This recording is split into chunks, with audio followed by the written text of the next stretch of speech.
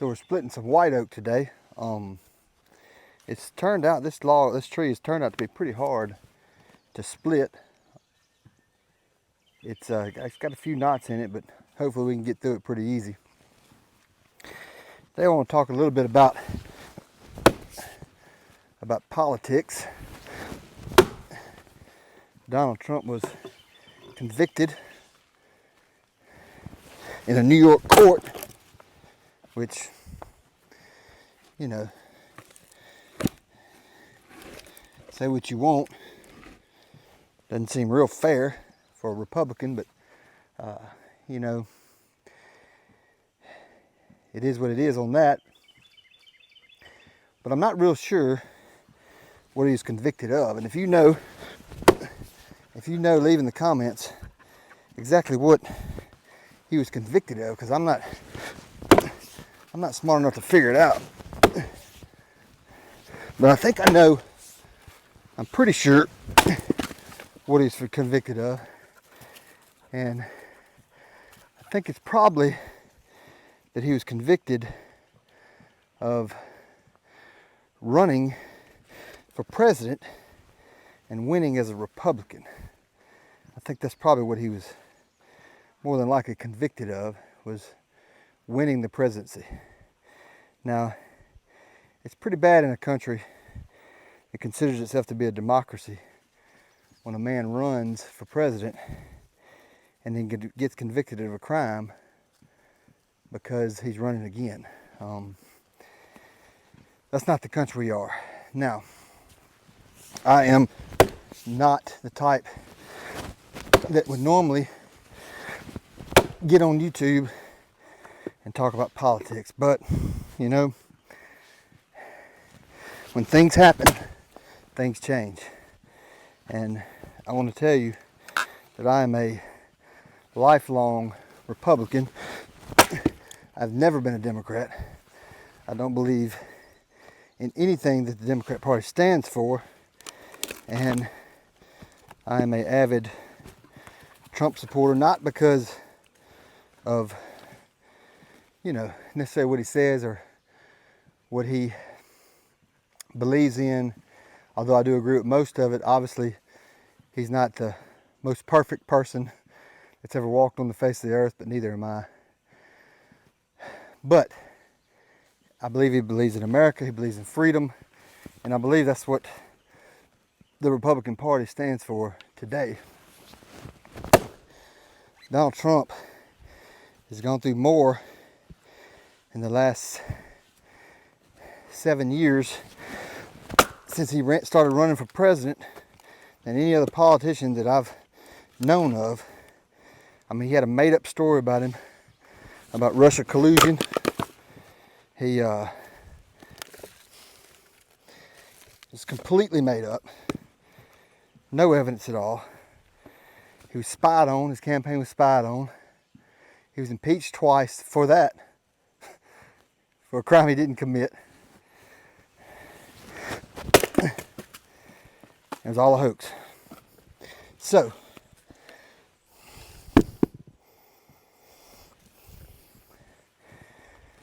what do? You know, we vote. We have to vote. We have to show up and vote at the ballot box. Now, hopefully this crooked judge and these crooked DAs in New York will be overturned. But it's the voters' job to overturn at the ballot box. Now,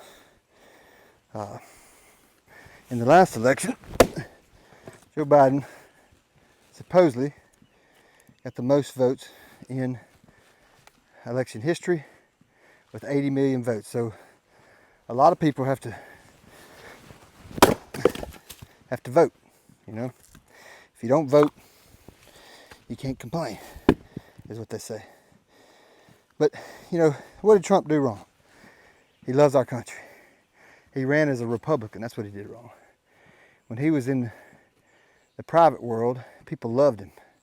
He was on Oprah. He was on all the shows. But when he became a politician, as a Republican, they started attacking him.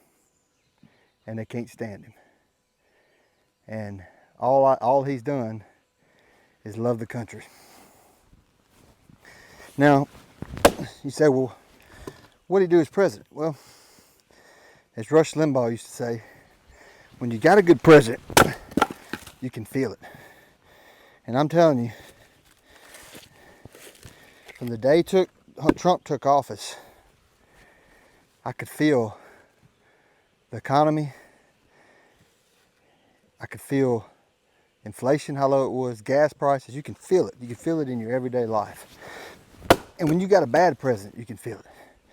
Now, we got a president right now that can't put two sentences together.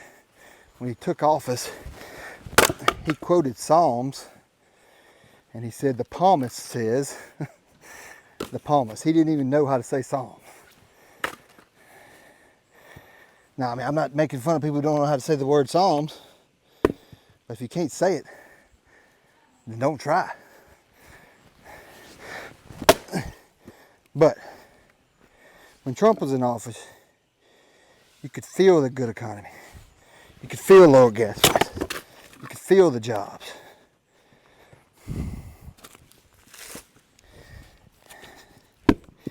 And you could feel his love for America. He always put America first, just like he said he would.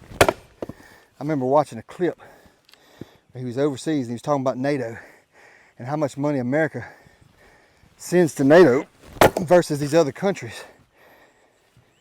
And he was not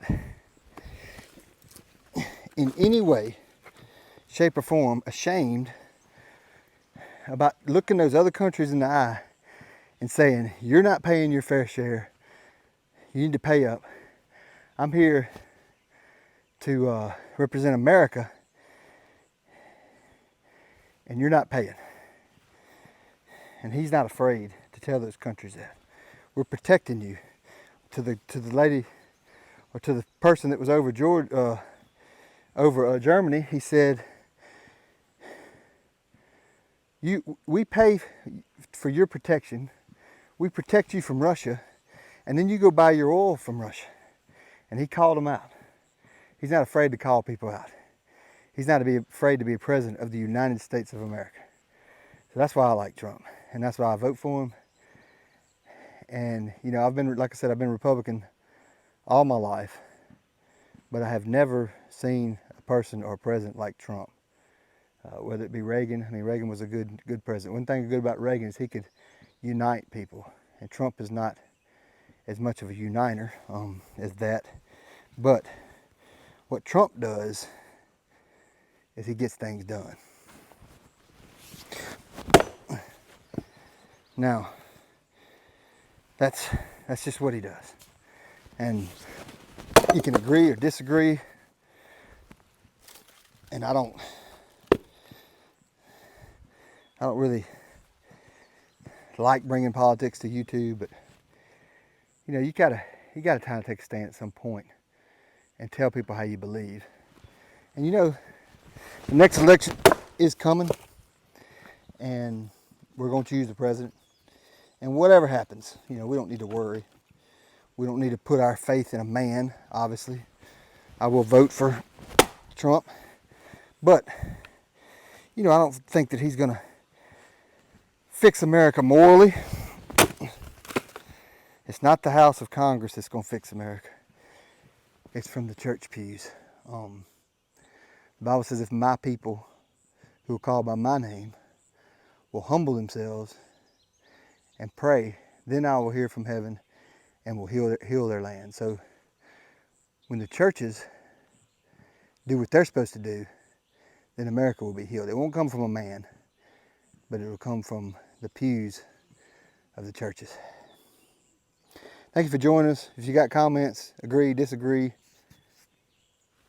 put them below. Give me a like, subscribe, and we'll see you next time.